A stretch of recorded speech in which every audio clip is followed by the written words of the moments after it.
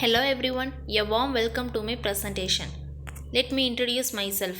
I am Vidya Bharati, first B at Maths Department from Shakti College of Education for Women, Ottanjatram, Dindikkal. The topic of my presentation is Language and Culture. From the subject Language across the curriculum, Unit 1, Language and Society. Let's start with language and culture. Language is a system of signs for oral or other form of communication. Communication is not only function of language. Even for dreaming, internal monologue and poetry, language is useful. Language as an element of culture plays a significant role in human life.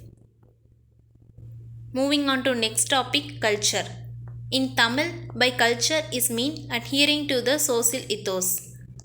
Oxford English Dictionary defines culture as customs, civilization, achievement, and creations of a group of people who lived in a period of time.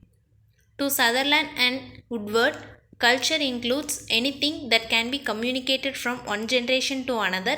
The culture of people is their social heritage, which includes knowledge, belief, art, morals, laws, techniques of food preparation, fabrication of tools and equipments, uses and modes of communication.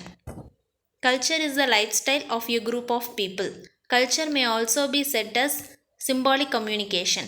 It may be called as a symbol expressing the identities of a group of people in terms of knowledge, attitudes, values, and aspirations. Now let's moving on to my next topic, which is major components of culture. Though the culture of people belonging to various societies are different, all of them have four important components. They are communication components, cognitive components, behavioral components in non-material components of culture, and material components of culture. First one is communication components. Language and its symbols are the communication components of culture. Members of social group can interact and share feelings and thoughts among themselves through the language of their group.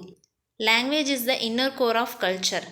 People belonging to a particular culture give the same meaning to particular symbols. People belonging to various social groups use different symbols. Second one is cognitive components. This is the salient component of culture. In this, ideas, knowledge, beliefs, values, and accounts are included. Ideas are disjointed reflections in the mind which are connected with stimulus and get integrated into a big information system and become knowledge. Knowledge is the storehouse of information and it could be protected and transmitted from one generation to the next. Belief is the acceptance of a proposition, statement, or description of a fact as true without any verification. Values are guidelines for social living, and from the point of view of culture, values are the standards of desirability, goodness, and beauty. Accounts are considered to be a way on how people use language to justify a behavior towards themselves or to others. Third one is behavioral components. Behavioral components of culture are concerned with how we act. In it are included norms which further categorize us into laws, rituals, folkways, mores. Laws are enacted by the state following certain procedures. They are applicable to all citizens. It is the duty of every citizen to abide by them. Rituals insist upon particular procedures for observing ceremonies.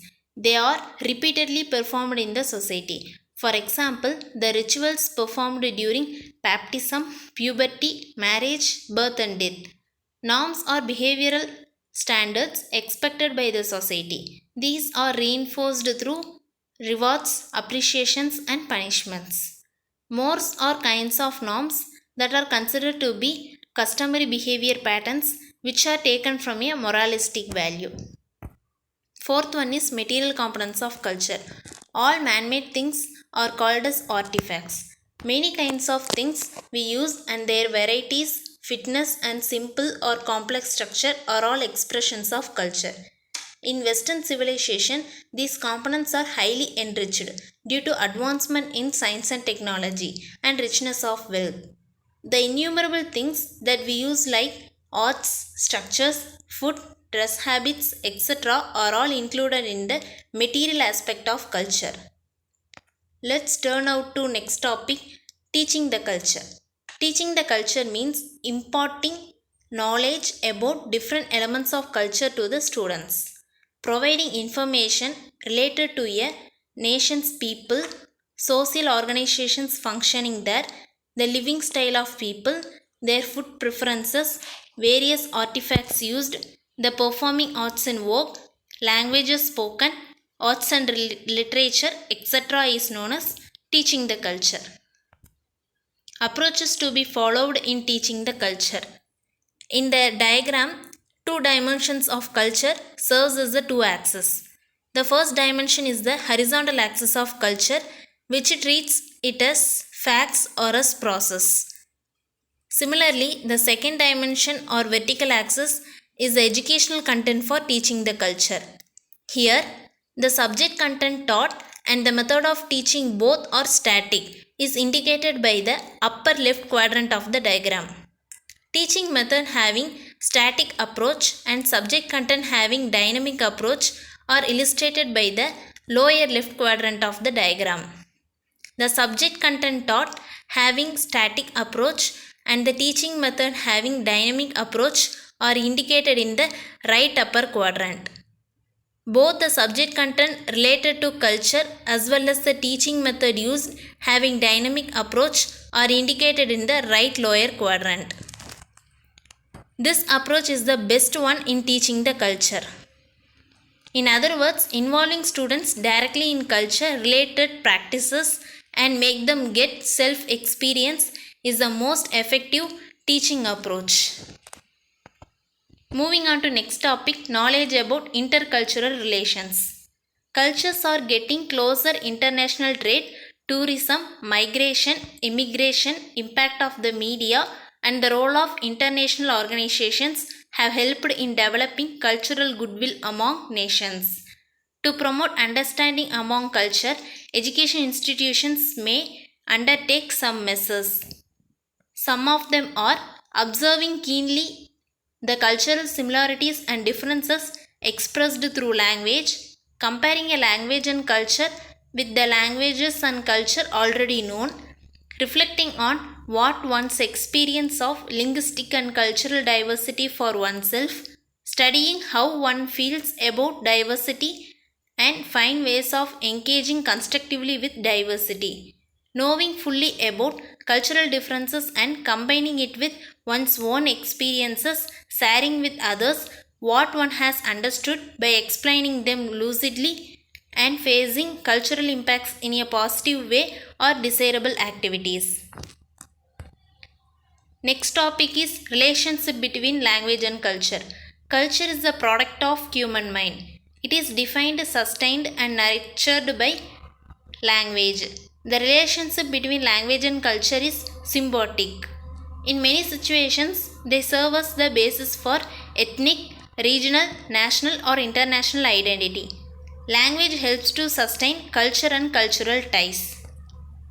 Even among people who speak the same language, their views may be understood differently through their tone and changing facial expressions. At birth, though all children resemble each other, their cultural environment develops their individual personalities. This concept is said to be discussed by Chinese philosopher Confucius. Today, with acquiring knowledge of English, we widely use courteous words like thanks, no thanks, excuse me, please, good morning, good evening, good night, etc. at appropriate occasions. Rich explained the interaction between language and culture as follows. Language is basically a vehicle for communication. It is also a cultural element for a social group. For the words in a language, meaning is understood on the basis of the culture in which the language operates. Language reflects both the personality of the individual and his cultural heritage. Language helps in the conservation and promotion of culture.